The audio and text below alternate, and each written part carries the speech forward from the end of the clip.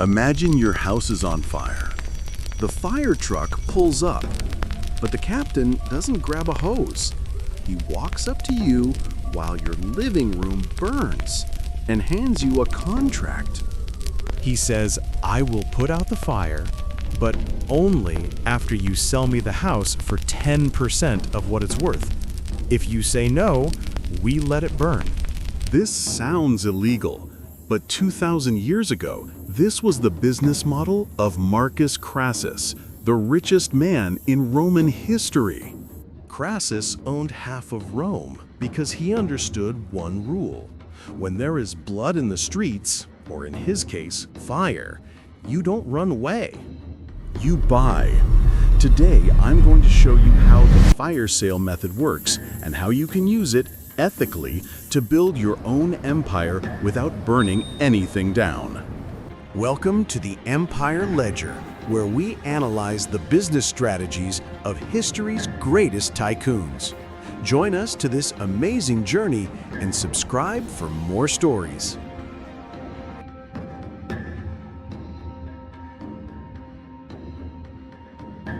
Most people know Marcus Crassus as the guy who defeated Spartacus, or as the guy who bankrolled Julius Caesar. But before he was a politician, he was a landlord. In fact, he was the only reason Caesar could afford to run for office. Crassus wasn't just rich, he was I own the Senate rich. But how did he get that money? He didn't inherit it. He extracted it from the infrastructure of Rome itself. You see, Rome in 70 BC was a ticking time bomb. The insulae, ancient apartment blocks, were built of cheap wood and piled 6 stories high. Fire wasn't an accident. It was a daily certainty. And Crassus realized that if you control the fire, you control the real estate. To understand the scam, you have to understand the city. Ancient Rome was a death trap. Narrow streets, wooden skyscrapers, and open flames everywhere. But here is the crazy part. Rome had a population of 1 million people and 0 public fire department. If your house caught fire, you were on your own.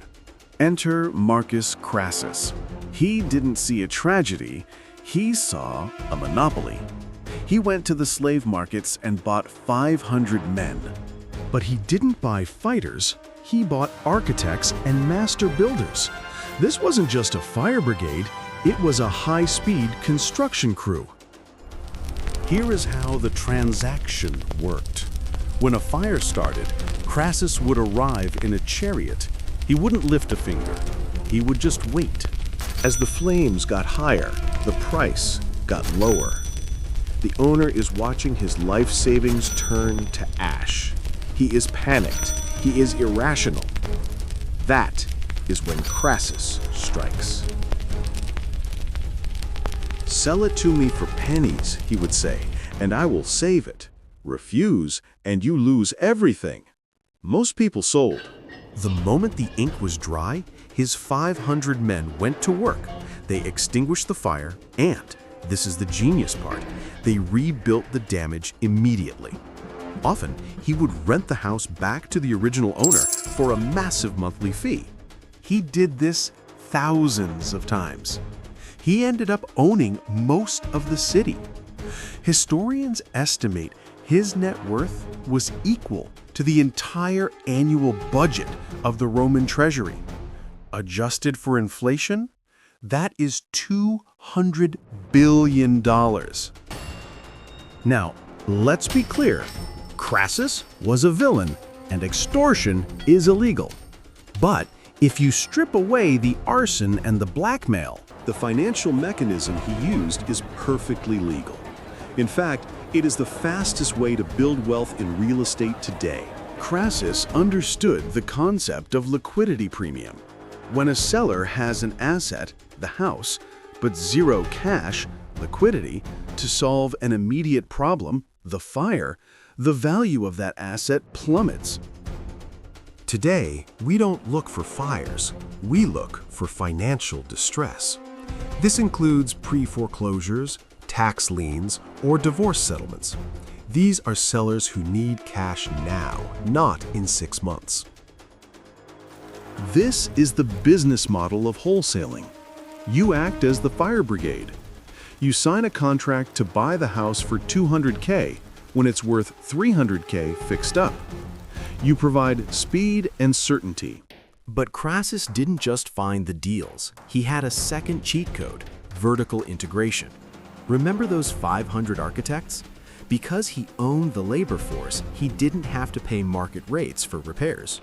In the modern world, the smartest developers do the exact same thing. They don't hire expensive general contractors. They build their own in-house construction companies. By controlling the labor, they control the budget, ensuring that the profit stays in their pocket, not the builder's. Today we call this the BRRRR method. You buy it distressed. You fix it with your own crew to keep costs low. And then, just like Crassus, you rent it back to the market. After the property is rented and its value has increased from renovations, you refinance, taking out a new mortgage, often pulling out equity, and use those funds to buy the next property and repeat the process. The tenant gets a safe home. You get cash flow. Crassus forced the sale. You negotiated. The mechanics are identical, only the ethics have changed. This strategy works best during a crisis. People think market crashes destroy money. They don't. Money just moves from the hands of the panicked to the hands of the patient. In 33 AD, Rome faced a massive banking crisis. Land prices collapsed because interest rates spiked. Sound familiar?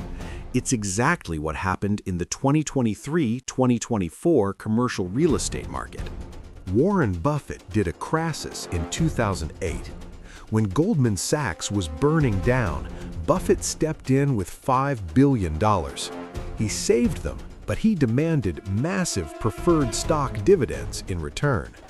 Crassus wasn't a genius inventor. He was just the only guy with dry powder, cash reserves, when the city was burning. The lesson? If you want to buy Rome, you have to save your cash while everyone else is spending it. Liquidity is not just a safety net. It is an offensive weapon. Marcus Crassus became the richest man in the world using this strategy. He owned the real estate, the banks, and the politicians. He was untouchable. But greed has a funny way of killing you. Crassus wasn't satisfied with money. He wanted military glory.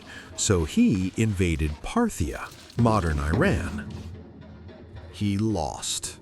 And legend says the Parthian king poured molten gold down his throat, screaming, "You hungered for gold in life, now drink it in death."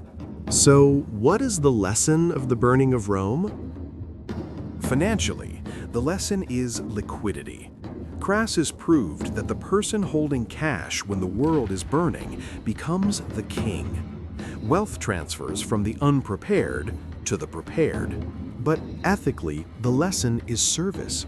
Crassus made his money by withholding help until he owned you.